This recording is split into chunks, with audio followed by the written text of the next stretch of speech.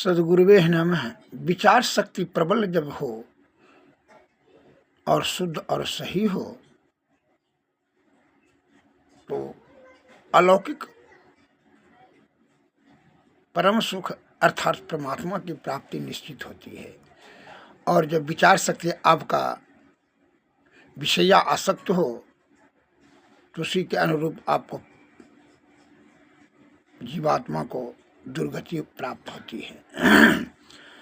एक पाथिक राही कहीं जा रहे थे, एक वृक्ष के निकट बैठ गए।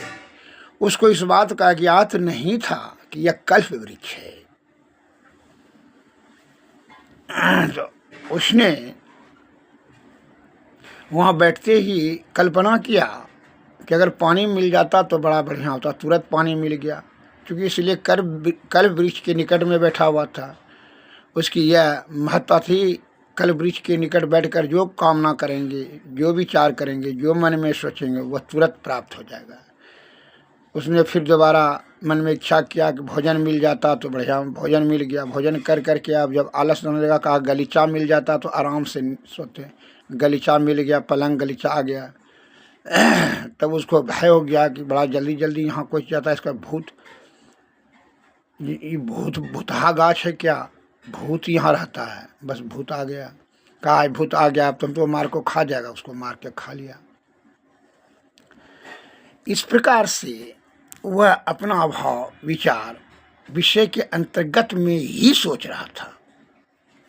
इसलिए उसका प्राण जो है उसके विचार के अनुसार, उसके भाव के अनुसार, उसको मन के अनुसार फल उसको मिला, अर्थात उसकी जीवात्मा की दुर्गति हुई, मन मृत्यु को प्राप्त किया। अगर उसी जगह बैठ करके वो अगर यदि कल्पना करता मुझे परम ज्ञानी बनना चाहिए, अगर ज्ञान प्राप्त होता तो ज्ञान मिल जाता, ईश्वर प्राप्त करने का इच्छा तो ईश्वर प्राप्त हो जाता, मुक्ति प्राप्त करने का अगर यदि कल्पना करता तो मुक्ति प्राप्त हो जाता। लेकिन ऐसा कुछ नहीं किया। उसने अपने विषय के अंतर्गत अपने सुख, अपने स्वार्थ के सन्निहित कार्य किया। क्षणभंगुर आनंद प्राप्त करने में, जो कि लोभ मोह मद अहंकार तृष्णा भय क्रोध ईर्ष्या सभी के अंतर्गत में आता है। यही सोच के आधार पर ही अपना कल्पना किया और उसी के अनुरूप उसको दुर्गति हुई। उसी प्रकार ईश्वर को प्राप्ति करने के बारे में यह संसार में इच्छा करें और लग जाए तो ईश्वर प्राप्त